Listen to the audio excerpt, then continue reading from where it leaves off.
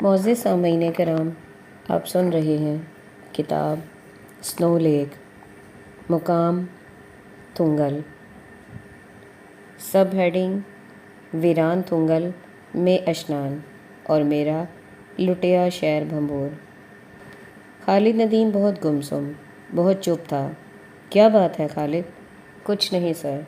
کچھ تو ہے سر جی، اس مرتبہ میرا خیال تھا کہ پچھلی مرتبہ کی طرح ہم اسکردو سے ایک ہی روز میں تھنگل پہنچ جائیں گے اور پھر اگلی صبح سنو لیک کے لیے چلنے لگیں گے، لیکن 2 دن ہو گئے ہیں اور ہم پر اتنی آفتیں پڑی ہیں کہ آسان بھی نہیں ہوتی اور تھنگل ہی نہیں آ رہا۔ آ جائے گا، اگر آ بھی گیا تو کیا پتہ میرے نصیب میں اس سے پرے جانا لکھا ہے یا نہیں۔ وہ پھر چپ ہو گیا۔ اس کے ذہن میں تھنگل ایک آسیب کی طرح سوار تھا۔ کنکھوڑیا کی مہم کے دوران بیماری کی وجہ سے اسی تھنگل سے اس کی واپسی ہو گئی تھی، اور وہ اس بار ہر قیمت پر کم از کم اس سرحد کے پار جانا چاہتا تھا۔ ان 2 دنوں کی مسافت نے ہمیں اور اسے خاصا بدل کر رکھ دیا تھا۔ ابھی آغاز بھی نہیں ہوا تھا اور راستے میں اتنی مشکلیں تھیں، تو جہاں سچ مچ مشکلوں کا آغاز ہونا تھا وہاں کیا ہوگا؟ جیپ برالڈو کی بلندی سے ذرا ہٹ کر ایک نسبتاً ہموار لینڈسکیپ میں چلی جا رہی تھی۔ سامنے سے کچھ پریشان حال تھکے ہوئے کوہ-پیما، یقیناً گھروں کی آزردگی میں بیمار کوہ-پیما چلے آ رہے تھے۔ ان میں وہ بھی ہوں گے جن کی مراد پوری ہو گئی ہوگی، اور وہ بھی جو نامراد لوٹ رہے تھے، لیکن گھروں اور وطن کی آزردگی میں وہ یکساں یسمردہ تھے۔ انہوں نے ہماری جیپ کو رکنے کا اشارہ کیا۔ ڈرائیور نے بریک پر پاؤں رکھے بغیر اشارہ کیا کہ میں ابھی ان مسافروں کو اتار کر واپس آؤں گا اور تمہیں وہاں تک لے جاؤں گا جہاں تک اسکولے روڈ ثابت ہے۔ ہم ہر لمحہ ایک اور روڈ بلاک، ایک اور روڈ سلائڈ، ایک اور بارش سنگ کے خوف میں مبتلا تھے۔ ونڈ شیلڈ پر نظریں جمائے چپ بیٹھے تھے۔ سامنے اسکولے روڈ کی چھائی ویرانی کو روکتے ہوئے درختوں کا ایک جھنڈ نظر آیا۔ جیپ ان کے اندر گئی اور رک گئی، اور اس کے ساتھ میرا دل رک گیا۔ یہ تو وہی جگہ ہے، گزرے تھے ہم جہاں سے۔ مقام آشنا سا تھا، درختوں کا جھنڈ، بلندی پر برفوں کی لکیریں، ایک خنک ہوا آشنائی کے پیام دیتی دل روکتی تھی، لیکن ہم شک و شبہے اور ایک انجانے گمان میں تھے۔ جیپ رکی تو میں نے فوراً کہا، آگے روڈ بلاک ہے مراد علی، آگے تھنگل ہے۔ ڈرائیور نے کہا، یہی تھنگل ہے۔ تھنگل؟ خالد ندیم نے تھوک نگلتے ہوئے بمشکل کہا، آپ ادھر اترو، میں آپ کے باقی ساتھیوں کو لے کر آتا ہوں۔ جیپ چلی گئی، اور پھر آہستہ آہستہ پہچان کے شائبے حقیقت میں بدلنے لگے۔ ہاں، وہی نخلستان ہے جو اسکولے روڈ کے صحرا کو عبور کرنے کے بعد نظر آتا ہے۔ وہ جھنڈ ہے، ایک گرد آلود میدان ہے جس پر خنک ہواؤں کی برف لکیریں جھکی ہوئی ہیں۔ پانی کی روانی ہے، لیکن ویرانی ہے۔ نہ کوئی خیمہ ہے، نہ رونق ہے۔ خالد ندیم کی آنکھوں میں وہ چمک اور زندگی آئی جو مجھے یقین ہے کہ مجھے منظور ہے کہنے کے لمحے میں بھی نہیں آئی ہوگی۔ تارڑ صاحب کمال ہے، اس نے صرف اتنا کہا۔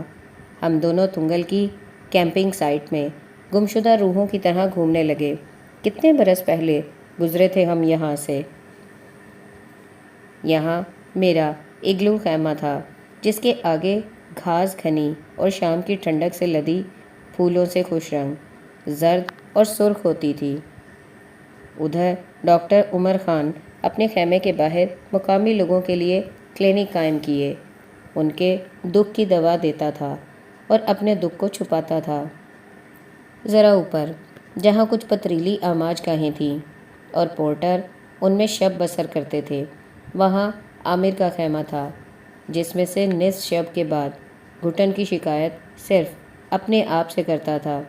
خالد ندیم نکلا تھا اور صرف بنیان پہنے ہوئے اس برفانی بلندی پر اسی پتھر پر ساری رات بیٹھا رہا تھا، اور وہ شتیر ابھی تک موجود تھا جس پر بیٹھ کے ہم نے رات کا کھانا کھایا تھا، اور وہاں اب گلابی کھیت نہ تھے، صرف ہریالی تھی جن کے کناروں پر ان غیر ملکی کونوردوں کے خیمے تھے جنہوں نے مجھے سنو لے کی موجودگی سے آگاہ کیا تھا۔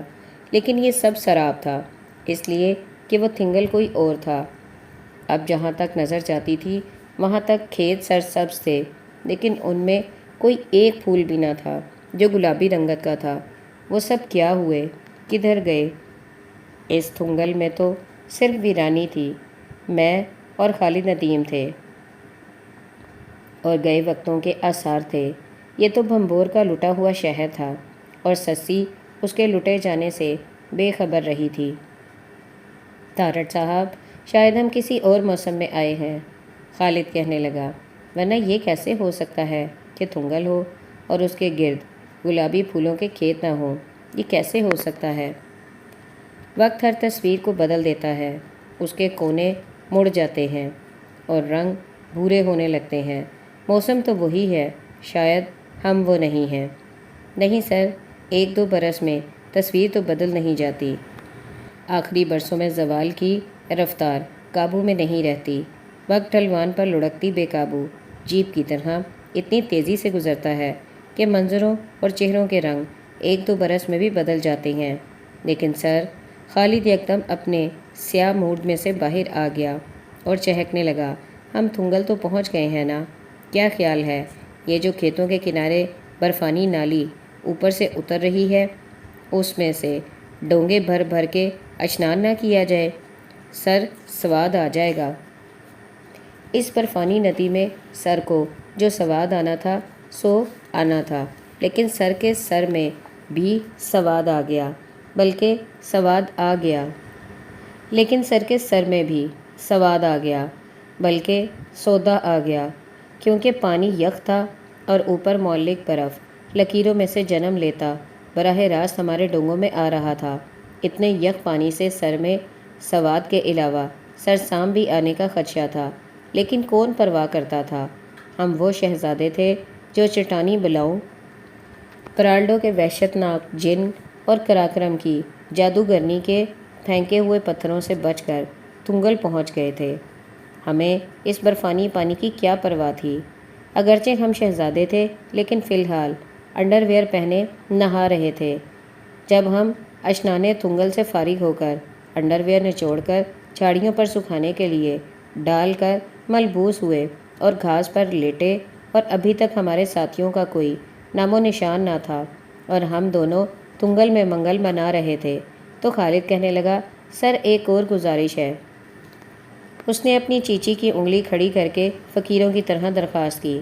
خالد ندیم اگرچہ ایک لائق فائق بینکر ہونے کے ناطے ہمارے مالی امور کا نگہبان تھا، لیکن ہم اس سے بہت خفا رہتے تھے، اتنا نرم دل بلکہ دلدل دل کہ جب کبھی بازار سے کوئی شے خریدنے جاتا تھا گداگروں کی طرح ایک کونے میں تب تک کھڑا رہتا جب تک سب گاہک فارغ نہ ہو جاتے اور دکاندار اس کی خاموش موجودگی سے تنگ آ کر اس سے دریافت نہ کر لیتا کہ بھائی صاحب آپ کس سلسلے میں یہاں کھڑے ہیں۔ تب وہ اتنی عاجزی سے مطلوبہ شے کی درخواست بے حد ڈرتے ڈرتے کرتا کہ دکاندار کو یقین ہو جاتا کہ یہ شخص اگرچہ مناسب لباس میں ہے لیکن دراصل کوئی نادار فقیر ہے، کسی شمالی چائے خانے کے چیتھڑوں میں ملبوس ویٹر کے سامنے تا دیر کھڑے رہنے کے بعد اس کی ٹھوڑی کو ہاتھ لگا کر تقریباً پاؤں پڑتے ہوئے کہتا، دیکھیں وہ اگر فارغ ہیں تو نہیں، اگر فارغ نہیں ہیں تو پھر کبھی چائے پی لیں گے۔ آپ نے مائنڈ تو نہیں کیا؟ اور اکثر اوقات ایسا بھی ہوتا کہ کسی چیز کی قیمت صرف اس لیے زیادہ ادا کر دیتا کہ تارڑ صاحب غریب آدمی تھا، اتنی کم قیمت دیتے ہوئے شرم آتی تھی۔ اس میں کوئی مبالغہ نہیں کہ ایک بار سکردو کے بازار میں موصوف نے گاجروں کا نرخ پوچھا۔ دکاندار نے کہا 8 روپے کلو، تو خالد نے حیران ہو کر کہا، بھائی یہ تو بہت سستی ہیں، انہیں مہنگی بیچا کرو۔ چنانچہ 16 روپے کلو کے حساب سے ادائیگی کر کے خوش کیٹو موٹل لوٹ آیا۔ چنانچہ اب وہ اپنی بیزار کر دینے والی منکسر المزاجی کے ساتھ شنگلی اٹھائے تھنگل میں کھڑا تھا کہ سر ایک اور گزارش ہے، فرمائیں۔ شکرانے کے طور پر 2 نفل نہ پڑھ لیں؟ تقریباً 2 گھنٹے تک میں اور خالد تنگل کی ویرانی سے لطف اندوز ہوتے رہے۔ پھر ہمارے بقیہ ساتھی بھی پہنچ گئے، اگرچہ انہوں نے ہمیں دیکھ کر خوشی کا اظہار نہ کیا، کیونکہ ان کے پاس خوشی کا جتنا اظہار تھا وہ اسے ویدا کے ساتھ کر رہے تھے، اور ویدا اس بیہودہ ہجوم عاشقاں کی گرویدگی میں بار بار جھکتی تھی اور شکریہ ادا کرتی تھی۔ یوسف تیر کی طرح میرے پاس آیا۔ صاحب پہنچ گیا، ہم نہ کہتا تھا کہ راستے میں مرے گا نہیں، پہنچ جائے گا۔ یوسف ہم رات ادھر کرے گا۔ نہیں صاحب۔ تو پھر اس کولے سے پرے کیسے گراؤنڈ میں کرے گا؟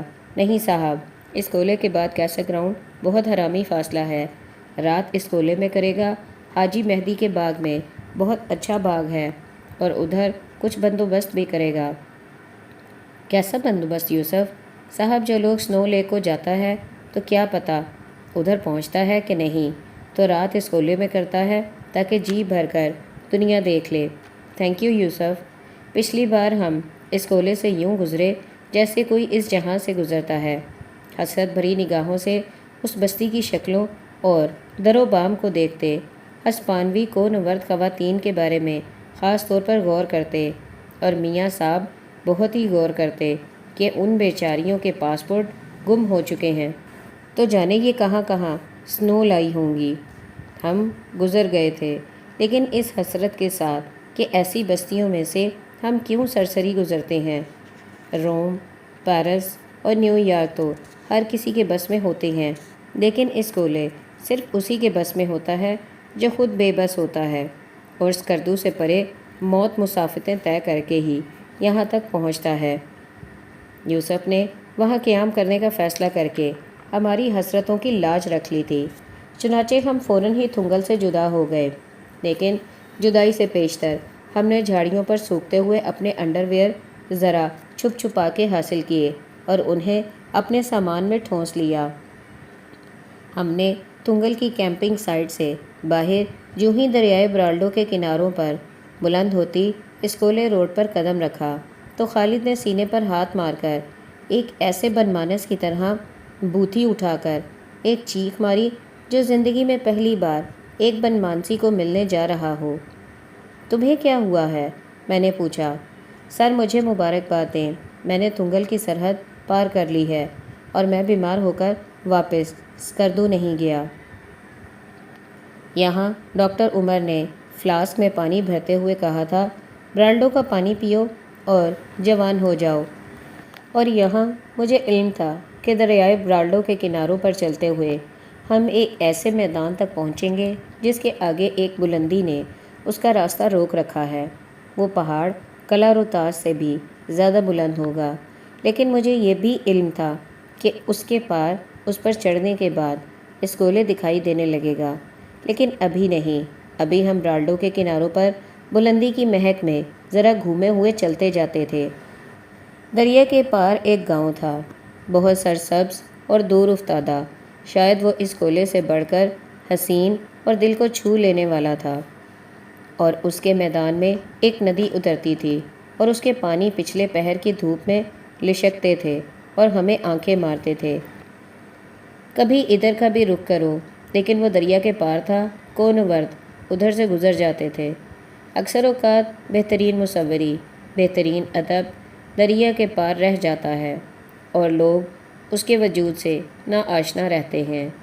ہم اس خیمہ گاہ تک پہنچ گئے جس کے آگے کلاروتاس کی فصیل حائل تھی۔ یہاں ایک زمانے میں کونوردوں کے قافلے رکتے تھے اور اب تنگل میں رات بسر کر کے آگے چلے جاتے تھے۔ اس کیمپنگ گراؤنڈ کے آغاز میں ایک بورڈ نصب تھا جس پر چنگیزی اور جاپانیوں کے قائم کردہ ان علاقوں میں ایک اسکول اور شجرکاری کی تفصیل درج تھی۔ میدان کو روکتی ہوئی اس بلندی کے ڈھیر کو دیکھ کر سلمان نے حوصلہ ہار دیا۔ سر، آپ کو یقین ہے کہ اس کولے پہنچنے کا کوئی اور راستہ نہیں ہے؟ سر، یہ تو شملہ پہاڑی سے بھی زیادہ مشکل اور عمودی دکھائی دے رہی ہے۔ یہ بلندی کی ایک بھول بھلیاں تھی، اس پر چڑھتے ہوئے ہر 2 قدم کے بعد سانت درست کرنا پڑتا تھا، کسی جھاڑی کسی پودے کا سہارا لینا پڑتا تھا۔ اور جب یہ مشقت بالآخر اختتام کو پہنچتی ہے اور آسمان نظر آتا ہے تو ایک میدان نظر آتا ہے، کھیت نظر آتے ہیں اور برف پوش چٹانوں کے آغوش میں آباد اسکولے کی چھتیں نظر آتی ہیں۔ ان پر شہتوت کی شاخوں کے گھروندے نظر آتے ہیں اور یقین نہیں آتا کہ ان کے اندر کبھی چولہے جلتے ہوں گے، محبت ہوگی، اس سے جنم لینے والے بچے ہوں گے۔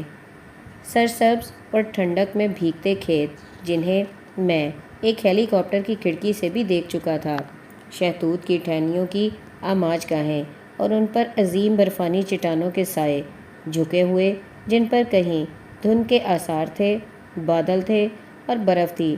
البتہ اب یہاں گلابی کھیت نہ تھے، واقعی ہم کسی اور موسم میں آئے تھے۔ شاید یہ وہی موسم تھا جب نگر کے باشندے دنیا کے سب سے طویل برفانی راستے کو پار کر کے شہد، پنیر، گھی کی شہوت میں مبتلا بھیڑوں کی کھالوں میں لپٹے اسی بستی میں اترتے تھے۔ شاید یہ وہی مقام تھا۔